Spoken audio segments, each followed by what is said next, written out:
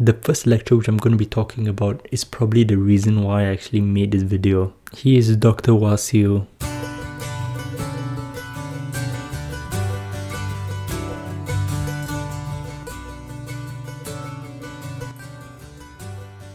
He always dresses in a suit.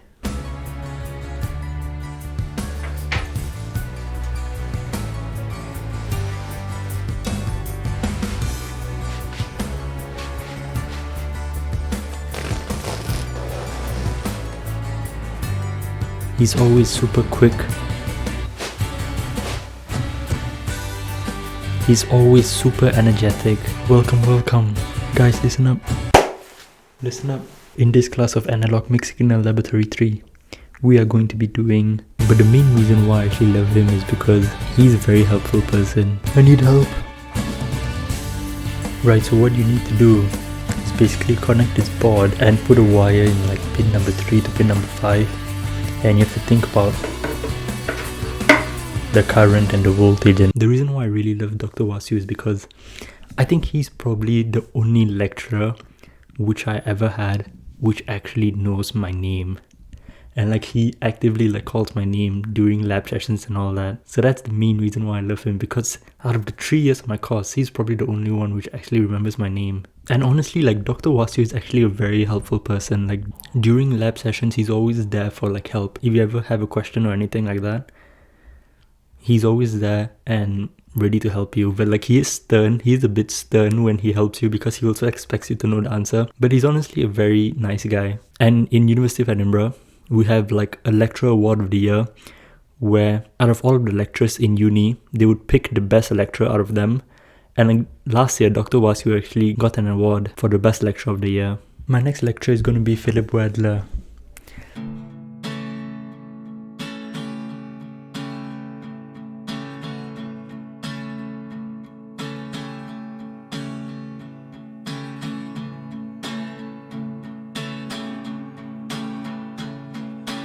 Now, Philip Wadler is basically the first ever lecturer which I ever had in university. He taught me Introduction to Computation, which is basically in Haskell, and he was actually one of the founders of Haskell, which is a programming language. And like the reason why I like him is because when he first came to class, he had this sort of teddy bear and he called it Ruffles, if I'm not mistaken. And this toy over here is Mr. Ruffles. Mr. Ruffles is going to see if you actually done all your work. Yeah, he basically has some sort of childlike kind of attitude, which is very nice. And I kind of like how he teaches, because he doesn't just read off the PowerPoint slides. He does actual programming in the class. Like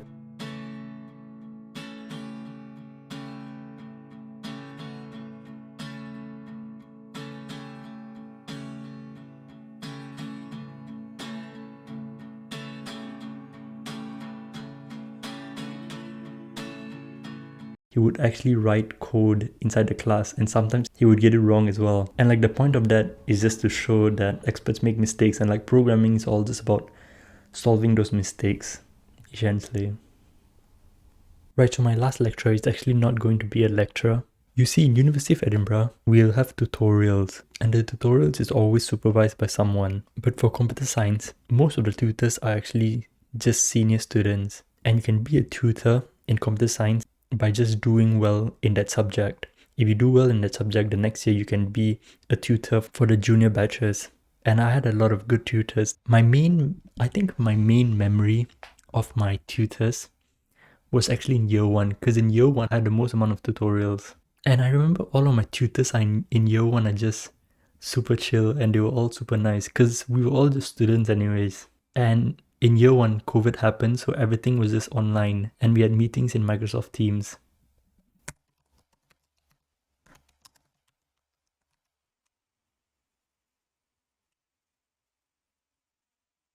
Hi everyone.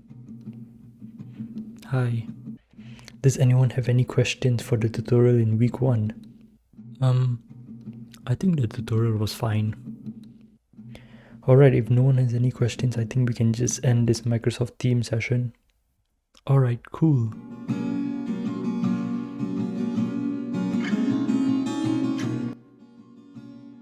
So I've been talking a lot about the lectures that I love, but let me just say that not all lecturers teach very well. To be honest, I know there's a lot of lecturers which are just completely boring and they just read off the PowerPoint slides, and like I keep on like falling asleep during class because they're not like energetic or writing stuff, but they're just reading off their slides essentially. Alright guys,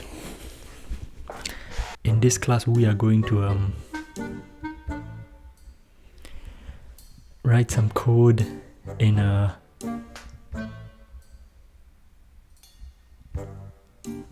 IDE called IntelliJ. So we're going to write something in Java, I guess. Yeah, it's just boring. University can feel really tough sometimes, but you know what? That's just uni. There might be some lectures which you dislike, and that's normal. But you also have to remember that it's not just you having trouble with a subject. Because if you're having trouble with a subject, there's a high chance that other students are also having trouble in the same subject. So like make sure that you discuss with other students as well if you have any trouble. I think the only way in being good in something is just by working together with other people. Now here's a tribute to all the lecturers which go beyond of what's expected of them.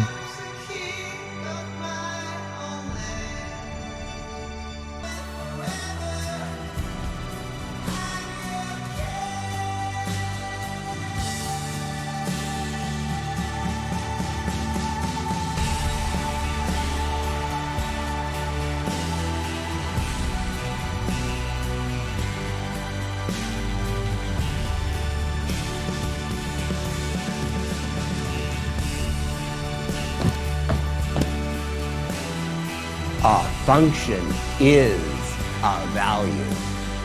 I don't know if you've noticed, but from every lecture I get excited. This is a cool thing that you've never seen before, and it's really exciting. Here is map, is defined as a list comprehension. Map takes two arguments, one is f. Wow, I forgot how Haskell works. That's impressive. Between functional programs is that they're not ticky, ticky, ticky, that they are whoosh. That when you have a tough job, you should think that this is a job for lambda calculus. I concatenate them and I get the list 149. Ta-da! All done.